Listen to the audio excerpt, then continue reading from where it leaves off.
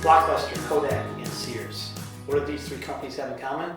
Well, I'll tell you, they all three were leaders in the industries they were in, and their industries leapt forward without them. And let's take a look at each one of them. Blockbuster. They thought they were in the business of physically giving customers VHSs or DVDs so they could take them home and watch them.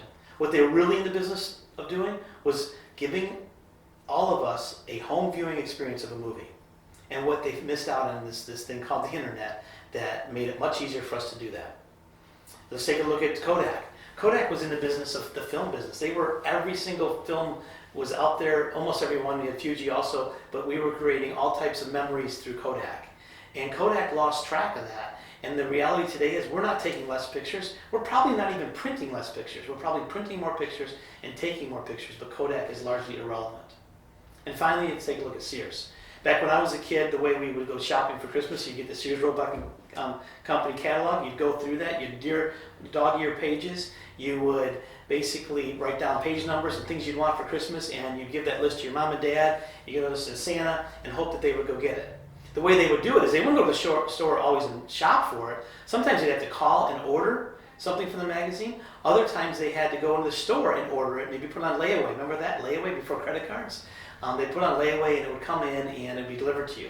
So it would be mailed to the store, you'd go pick it up and bring it back.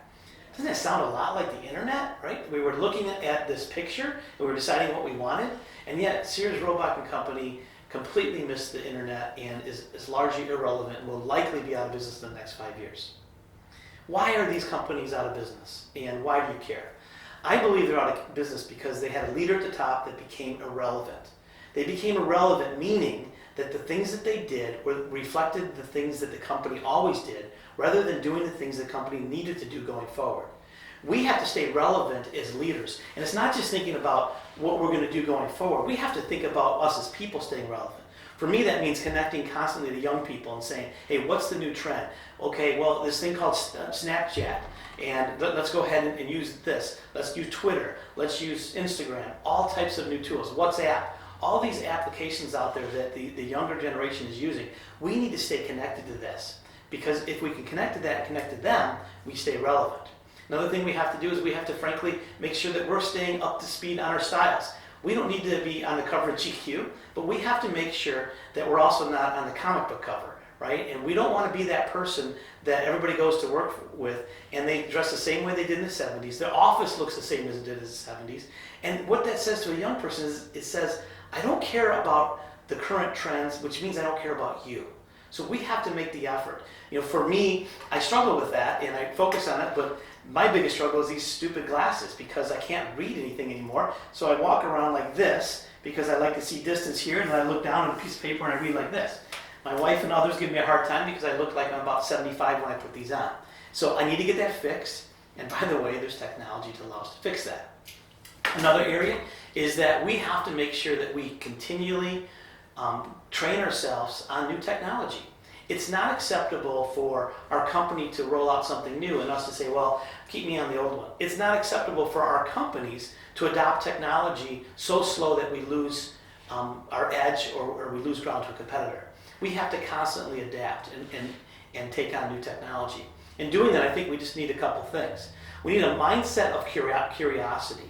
Curiosity meaning whenever I get a new application, I'm curious saying, why do people like this? What does it do? Could it do this? Could it do that? And I usually kind of just fumble around with it until I figure it out. I might ask someone for help, but mostly I'm curious, so I try to figure things out myself. I'd encourage you to be curious in everything you do with technology. Finally, we have to stay relevant by listening and reading and paying attention to the right types of media, right? So that means books. Are we reading the right books? Are we reading new books that came out in the last 2 or 3 years, or are we still reading a book from 1972? By the way, you still should read that 72 book, but we need to read books that are coming out in 2016, 17, 18 that have new trends on them. Are we listening to podcasts by leading thinkers, people that are kind of doing futuristic things, people that are thinking like us and people that aren't thinking like us? But are we taking the time to listen to new ideas and having a mindset of curiosity around those new ideas? So, with that, I would just encourage you that if you want to lead, you became a leader at some point in time, or you want to become a leader, you need to stay relevant. And staying relevant is really hard to do. And it takes you to be purposeful about doing certain things, such as I mentioned, frankly, your style, kind of who you talk to and listen to. So you're listening to multiple generations. You should be listening to people older than you and people younger than you. You should be making sure that you're keeping up on media, and finally, you should be keeping up on technology. So that's all I have for today. Have a fantastic day, and stay relevant. Bye-bye.